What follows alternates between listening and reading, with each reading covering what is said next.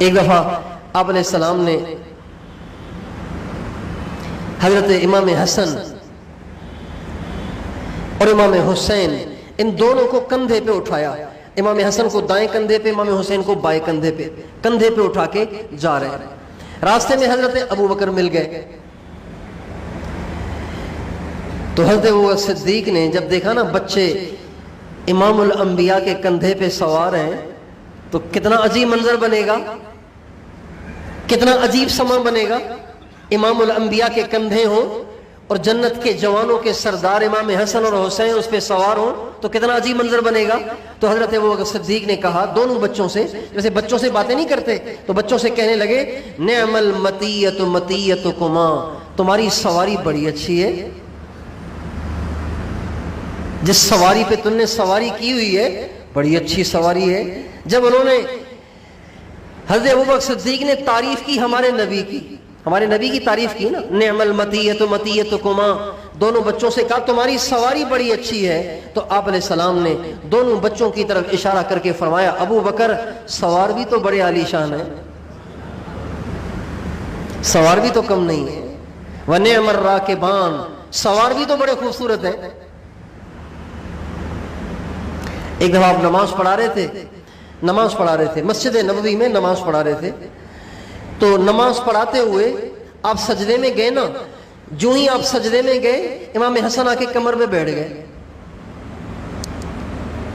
امام حسن کمر میں آ کے بیٹھ گئے. اب آپ علیہ السلام اٹھیں گے تو گر جائیں گے، چنانچہ آپ نے ان کو اٹھایا نہیں، ان کو ہلایا نہیں، آپ سجدے میں ہی رہے. اور صحابہ کہتے ہیں سجدہ اتنا لمبا ہو گیا کہ ہمیں خوف ہوا کہ حضور کو کچھ ہو تو نہیں گیا. چنانچہ پہلی صف کے صحابہ نے آہستہ آہستہ سر تھوڑا سا اٹھا کے یوں آنکھوں سے دیکھا کہ کیا ہوا، حضور سر نہیں اٹھا رہے. جب صحابہ نے دیکھا نا، اگلی صف کے شروع والے صحابہ نے دیکھا کہ بچہ حضور کی کمر پہ بیٹھا ہوا ہے، تو ایک صحابی نے سجدے ہی میں یوں اپنا بازو بڑھا کے ان کو ذرا کپڑے سے پکڑ کے پیچھے کھینچنا چاہا، حضور کی کمر سے اتارنا چاہا. جب ان کے کپڑے سے پکڑ کر ان کو کھینچا گیا تو کھینچنے سے حضور کو محسوس ہو گیا کہ کوئی بچے کو کھینچ کر اتارنے کی کوشش کر رہا ہے. تو نماز ہی میں ہمارے نبی نے اپنے بازو کو پیچھے صحابہ کی طرف اشارہ فرمایا اور فرمایا اس کو ہٹاؤ نہیں، اس کو میری کمر پہ رہنے دو، یہ اترے گا تو سجدے سے سر اٹھاؤں گا. اس سے آپ اندازہ لگائیے کہ آپ علیہ السلام کو امام حسن سے اور امام حسین سے کتنی محبت تھی. اور آپ دونوں کو بعض دفعہ گلے لگاتے اور سینے سے چمٹاتے اور آپ فرماتے اللہم انی احبہما فاحبہما واحبب من احبہما، اے اللہ مجھے ان دونوں سے بڑی محبت ہے، اے اللہ تو بھی ان سے محبت کر اور جو ان سے محبت کرے تو اس سے بھی محبت کر. یعنی جو امام حسن سے محبت کرے گا اور امام حسین سے محبت کرے گا اس کے لیے حضور کی دعا ہے. امام حسن سے محبت کرنے والے کے لیے اور امام حسین سے محبت کرنے والے کے لیے حضور کی دعا ہے. اللہ اکبر. اور بعض دفعہ آپ دونوں بچوں کو یوں چمٹا لیتے اور ان کے سروں کو سونگھتے تھے اور آپ فرماتے تھے ہما ریحانتای من الدنیا، لوگ پھولوں کو سونگتے ہیں، میرے پھول تو یہی ہے، میرے پھول یہ دو بچے ہیں. لیکن ایک بات ہے، آپ علیہ السلام ان دونوں سے پیار کرتے تھے، لیکن عام طور پر آپ علیہ السلام جب امام حسن کو بوسہ دیتے چومتے تھے تو ان کے پیٹ کو چومتے تھے، امام حسن کے پیٹ کو چومتے تھے. اور جب امام حسین کو بوسہ دیتے تھے تو ان کی گردن پہ دیتے تھے. یہ آپ کی عادت شریفہ تھی. امام حسن کے پیٹ کو چومتے تھے، امام حسین کے گردن کو چومتے تھے. تو علماء کہتے ہیں اس کی وجہ بظاہر یہی ہے کہ آپ کو پتہ چل گیا تھا کہ میرے اس بیٹے کو پیٹ کے ذریعے سے شہید کیا جائے گا اور اس بیٹے کو گردن کے ذریعے سے شہید کیا جائے گا. چونکہ امام حسن کو زہر دیا گیا تو ان کی آنتوں کو نقصان ہوا، ان کے معدے کو نقصان ہوا، ان کے پیٹ کو نقصان ہوا اور وہ شہید ہو گئے. اور امام حسین کی گردن مبارک کو کاٹا گیا. تو آپ علیہ السلام امام حسن کے پیٹ کو چوما کرتے تھے اور امام حسین کی گردن کو چوما کرتے تھے. ایک دفعہ امام حسن جا رہے تھے، حضرت ابو ہریرہ نے ان کو راستے میں دیکھا تو حضرت ابو ہریرہ بڑی عمر کے صحابی ہیں، 40 سال کے بعد تو وہ مسلمان ہوئے. تو جب یہ واقعہ پیش آیا، بظاہر اس وقت 50 سے اوپر ان کی عمر ہوگی، 50 یا 50 سے اوپر ان کی عمر ہوگی، یا 50 کے آس پاس ان کی عمر ہوگی. اور حضرت امام حسن جب آپ علیہ السلام کا انتقال ہوا تو ان کی عمر 7 سال تھی، چھوٹے سے بچے تھے. تو ایک دفعہ حضرت امام حسن کو دیکھا حضرت ابو ہریرہ نے، تو کہا حسن آپ اپنے پیٹ سے کپڑا ہٹائیں گے؟ کہا بالکل. پیٹ سے کپڑا ہٹا دیا. جب انہوں نے پیٹ سے کپڑا ہٹایا تو حضرت ابو ہریرہ ان کے پیٹ پہ بوسے دینے لگ گئے. تو کسی نے پوچھا آپ پیٹ ہی پہ بوسہ دینا ہے؟ سر پہ دے دیتے، ماتھے پہ دے دیتے، ہاتھ پہ دے دیتے، پیٹ ہی پہ. کہ میں نے اس پیٹ پر حضور کو بوسے دیتے دیکھا ہے.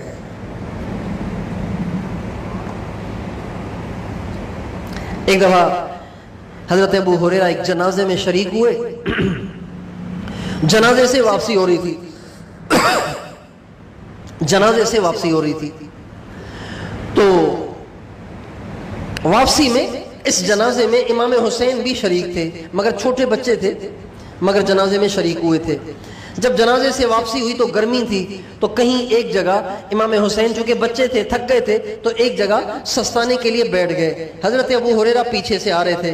انہوں نے دیکھا نا کہ امام حسین تھک گئے ہیں اور وہ بیٹھ گئے ہیں، تو وہ آئے، قریب آئے اور اپنی چادر کو اتارا اور ان کے پاؤں کو جھاڑنے لگ گئے. چھوٹے بچے کے پاؤں کو جھاڑنے لگ گئے. اللہ کے نبی کے جلیل القدر صحابی. تو امام حسین نے کہا حضرت آپ یہ کیا کر رہے ہیں؟ آپ یہ کیا کر رہے ہیں؟ تو فرمایا نہیں، آپ میرے سردار ہیں اور میں اپنے سردار کے پاؤں جھاڑ رہا ہوں، اس لیے کہ میں نے اللہ کے نبی سے سنا تھا کہ حسین سردار ہے. سیدہ شباب اہل الجنت الحسن والحسین، جنت کے جوانوں کے سردار امام حسن ہیں اور امام حسین ہیں. تو اہل بیت سے محبت ہمارے نبی کو بھی تھی، اہل بیت سے محبت صحابہ کو بھی تھی، اہل بیت سے محبت تمام علماء اور محدثین کو تھی، اہل بیت سے محبت تمام اولیاء امت کو رہی، اور اہل بیت سے محبت کے بغیر کسی کا ایمان مکمل نہیں ہو سکتا. اہل بیت سے محبت ایمان کے لیے شرط ہے. حضرت امام شافعی رحمت اللہ علیہ فرماتے تھے کہ اہل بیت سے محبت ایمان کے لیے شرط ہے.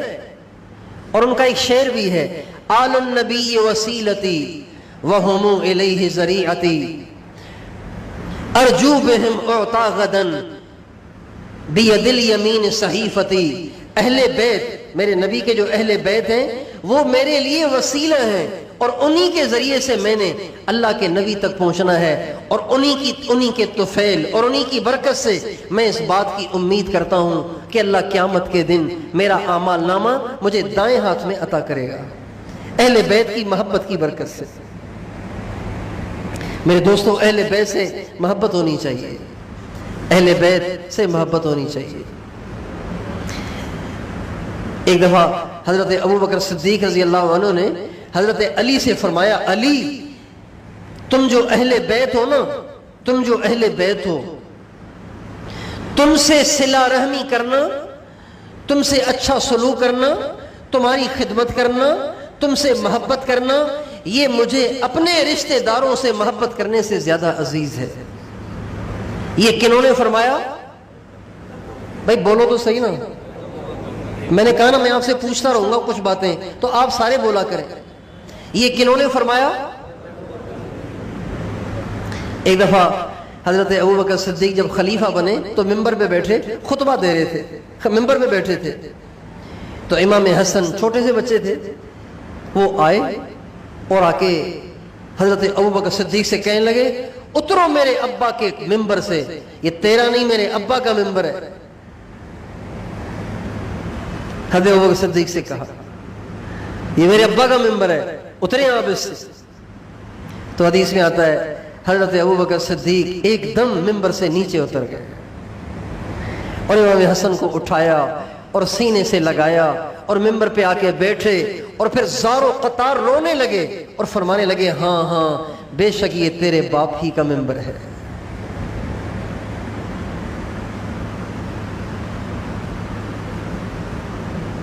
بے شک یہ آپ کے نانا کا ہی ممبر ہے. اور یہی واقعہ حضرت عمر کے ساتھ بھی پیش آیا. حضرت عمر جب ممبر پہ بیٹھے تو حضرت امام حسن آ گئے, کہنے لگے آپ میرے ابا کے ممبر پہ کیوں بیٹھے ہوئے, اترے آپ اس سے. تو حضرت عمر نیچے آ گئے اور ان کو اٹھایا اور ان کو سینے سے لگایا اور گود میں بٹھایا اور کہا ہاں بے شک یہ آپ ہی کے نانا کا ممبر ہے, میرے باپ کا تو ممبر تھا ہی نہیں, وہ تو کافر تھا. پھر فرمانے لگے ہمیں جو کچھ اللہ نے دیا وہ آپ لوگوں کی وجہ سے ہی تو دیا. اہل بیت کی بڑی قدر ہے.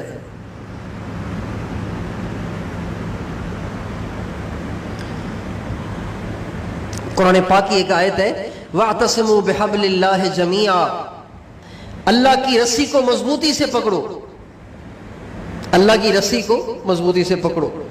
تو اس کی تفسیر میں مفسرین کرام کے مختلف اقوال ہیں. بعض کہتے ہیں اس سے مراد قرآن ہے, بعض کچھ اور فرماتے ہیں. حضرت امام جعفر صادق یعنی امام حسین کے پڑپوتے, امام حسین کے بیٹے امام زین العابدین, ان کے بیٹے امام محمد باقر, ان کے بیٹے امام جعفر صادق. امام جعفر صادق یہ امام ابو حنیفہ کے استاد ہیں, امام حنیفہ کے استاد ہیں. وہ فرماتے ہیں کہ وَاعْتَصِمُوا بِحَبْلِ اللَّهِ جَمِيعًا, اللہ کی رسی کو مضبوطی سے پکڑو. اللہ کی رسی سے مراد اہل بیت ہیں. اللہ کی رسی سے مراد اہل بیت ہیں. بعض لوگ اہل بیت کے بارے میں اپنا ذہن صاف نہیں رکھتے. اہل بیت کے بارے میں اپنا ذہن صاف نہیں رکھتے. یہ خطرے کی بات ہے. ہمارے دل, ہمارا رواں رواں جیسے اللہ کی محبت سے سرشار ہو, اللہ کے نبی کی محبت سے سرشار ہو, ایسے ہی اہل بیت کی محبت سے بھی سرشار ہو. ایک بزرگ گزرے حضرت امام ربانی مجدد الفسانی رحمت اللہ علیہ, نام سنائے کہ نہیں؟ حضرت مجدد الفسانی رحمت اللہ علیہ. ان کے جو والد صاحب تھے نا ان کا نام تھا شیخ عبد الاحد رحمت اللہ علیہ. بہت بڑے بزرگ تھے. تو وہ نا اہل بیت سے بہت محبت کرتے تھے اور فرماتے تھے کہ اہل بیت سے محبت کا ایمان پر خاتمے میں ہے. جو اہل بیت سے محبت کرتا ہے نا وہ ضرور ایمان پہ مرتا ہے. یہ وہ فرماتے تھے. چنانچہ ایک شعر بھی پڑھتے تھے, الہی بحق بنی فاطمہ کہ بر قول ایمان کنی خاتمہ. پہلے جب ہم چھوٹے تھے تو مسجدوں میں جو مسجدوں کے امام تھے وہ نماز کے بعد جب دعا کرتے تھے تو یہ شعر پڑھا کرتے تھے, الہی بحق بنی فاطمہ کہ بر قول ایمان کنم خاتمہ. اے اللہ فاطمہ کے بچوں کے طفیل, حضرت بی بی فاطمہ رضی اللہ عنہا کے بچوں کے طفیل, مجھے ایمان پہ خاتمہ نصیب کرنا. الہی بحق بنی فاطمہ کہ بر قول ایمان کنم خاتمہ. یہ شعر وہ پڑھا کرتے تھے حضرت شیخ عبد الاحد حضرت مجدد الفسانی رحمت اللہ علیہ کے والد صاحب. اچھا, جب ان کے انتقال کا وقت آیا نا تو ان پہ ایسے جیسے سکتہ طاری ہو, جیسے نیند طاری ہو, جیسے اونگ طاری ہو, یہ ان کی کیفیت تھی. تو حضرت مجدد الفسانی رحمت اللہ علیہ فرماتے ہیں میں اپنے والد صاحب کی خدمت میں حاضر ہوا, دیکھا کہ والد صاحب کسی دوسری ہی کیفیت میں, کسی دوسرے جہان میں گویا منتقل ہو رہے ہیں. تو میں نے کہا ابو, تو انہوں نے ایک دم آنکھیں کھول لی. تو میں نے کہا ابو آپ کہا کرتے تھے نا کہ اہل بیت سے محبت ایمان پر خاتمے کا باعث ہے, تو آپ کا اس وقت کیا حال ہے؟ اہل بیت یاد ہیں کہ نہیں آپ کو؟ بھول تو نہیں گئے اہل بیت کو آپ؟ یہ حضرت مجدد الفسانی رحمۃ اللہ علیہ نے اپنے والد صاحب سے کہا آپ کو اہل بیت یاد تو ہے نا؟ تو فرمانے لگے بیٹا میں تو اس وقت اہل بیت کی محبت میں غرق ہو رہا ہوں. جیسے اپنے بچوں سے محبت ہوتی ہے نا، اپنی ماں سے محبت ہوتی ہے، اپنے باپ سے محبت ہوتی ہے، ان سے زیادہ اہل بیت سے محبت ہونی چاہیے.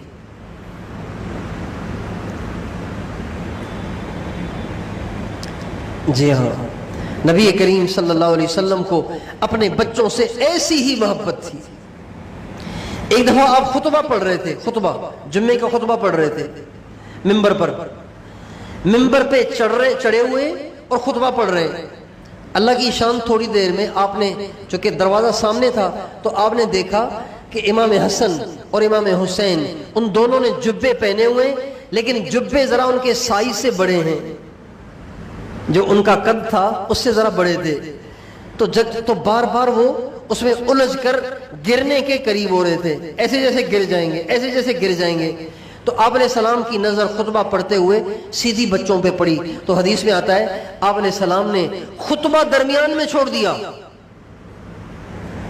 خطبہ درمیان میں چھوڑ دیا، اور خطبہ چھوڑ کے ممبر سے اترے، صحابہ کی صفوں کو چیرتے ہوئے باہر نکل گئے، اور دونوں بچوں کو اٹھایا اور گود میں اٹھا کے ان دونوں کو ممبر پہ لا کے بٹھایا اور فرمایا صدق اللہ، میرے رب نے سچ کہا، انما اموالکم و اولادکم فتنہ، بے شک تمہارے مال اور تمہاری اولادیں تمہارے لیے آزمائش ہیں. میں خطبہ پڑھ رہا تھا، لیکن جب بچوں کے قدم ان کے جبے میں الجھتے ہوئے مجھے نظر آئے تو میں رہ نہیں سکا، میں خطبہ بیچ میں چھوڑ کے بچوں کو اٹھانے چلا گیا. حالانکہ یہ بھی تو ہو سکتا تھا کہ آپ کس صحابی سے کہتے بھائی ذرا بچوں کو پکڑنا کہیں گر نہ جائیں. اب خود خطبہ بیچ میں چھوڑ کر ممبر سے اتر گئے، صفوں کو چیرتے ہوئے جا کے امام حسن اور حسین کو اٹھا کر لے آئے.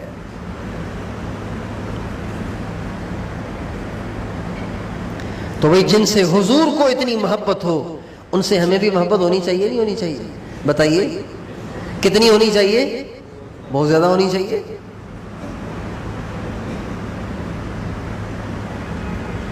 ایک دفعہ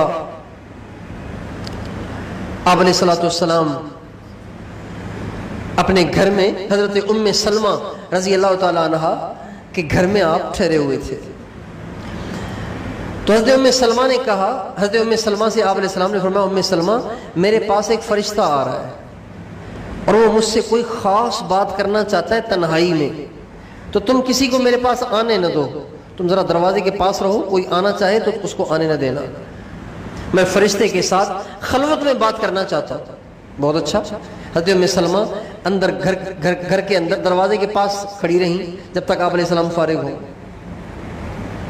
تو حضرت ام سلمہ فرماتی ہیں تھوڑی دیر میں حضرت امام حسین آ گئے.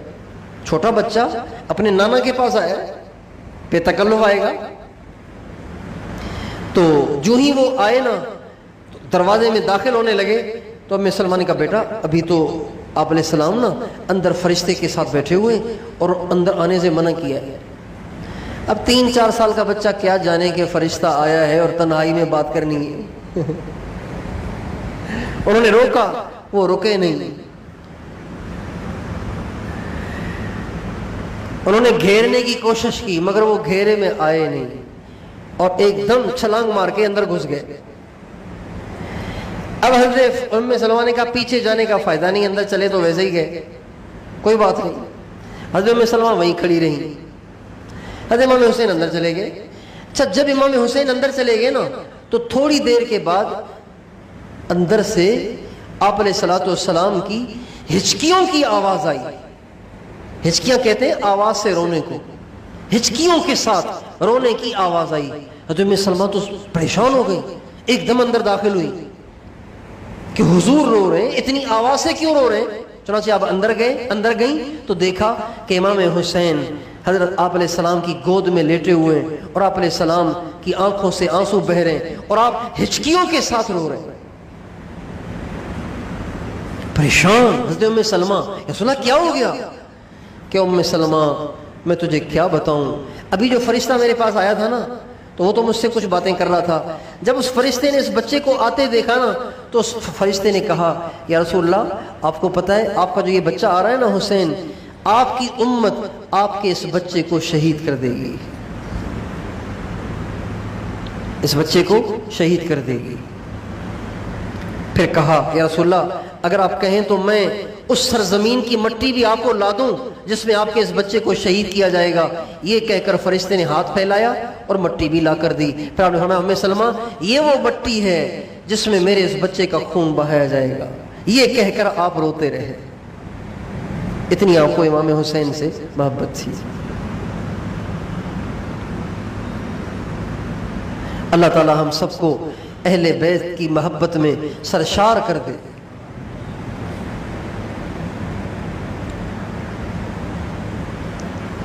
तो इरादा तो ये था कि कुछ अहले बैत के फ़ज़ाइल सुनाए जाएं और फिर उसके बाद हज़रत इमाम हुसैन की ज़ाती ज़िंदगी सुनाई जाए और फिर उसके बाद जो उनके साथ करबला में हुआ वो सुनाया जाए। लेकिन 10-20 हो गए हैं, 40 मिनट तकरीबन हो गए हैं, 40-45 मिनट। मेरा ख़्याल है इसी पे बस कर लेते हैं। अगली दफ़ा इंशाअल्लाह हज़रत इमाम हुसैन की ज़िंदगी और उन पर जो करबला में आज़माइश आई उसको इंशाअल्लाह सुनाया जाएगा। अल्लाह ताला हम सबको अहले बैत से सच्ची मोहब्बत अता फ़रमाए और उनकी मोहब्बत में सरशार फरमाए। इसलिए जब कभी भी हम नबी पाक अलैहिस्सलाम का नाम मुबारक सुना करें ना तो आप अलैहिस्सलाम का नाम सुनते ही दुरूद पढ़ें और दुरूद में आल का तस्करा ज़रूर करें। आमतौर पर हमारे यहाँ बर्रे सगीर में पढ़ते हैं सल्लल्लाहु अलैहि वसल्लम, ये पढ़ते हैं ना, क्यों ही पढ़ते हैं ना, ये अधूरा दुरूद है, पूरा नहीं है। पूरा तब बनेगा जब आप यूं कहें सल्लल्लाहु अलैहि व आलिहि वसल्लम। हदीस में यही आता है कि अधूरा दुरूद मत पढ़ा करो, पूरा पढ़ा करो। हमारे एक दोस्त हैं फौज में थे, वो मेरा ख्याल है कर्नल थे वो। तो कई साल पहले उनसे मुलाकात हुई थी तो उन्होंने बताया कि मैं दुरूद पढ़ता था सल्लल्लाहु अलैहि वसल्लम, ये मैं दुरूद कसरत से पढ़ता था। तो मुझे एक दफ़ा ख्वाब में नबी करीम सल्लल्लाहु अलैहि वसल्लम की ज़ियारत हुई। आपने फरमाया तू मेरे आल को दुरूद में क्यों नहीं शरीक करता? सल्लल्लाहु अलैहि व आलिही भी कहा करो, सिर्फ सल्लल्लाहु अलैहि वसल्लम काफ़ी नहीं है, व आलिही वसल्लम भी कहा करो। तो हम भी इसकी कोशिश करें कि जब भी दुरूद पाक पढ़ें तो आप अलैहिस्सलातु वस्सलाम के साथ आपके आल को भी दुरूद में शरीक किया करेंगे इंशाअल्लाह।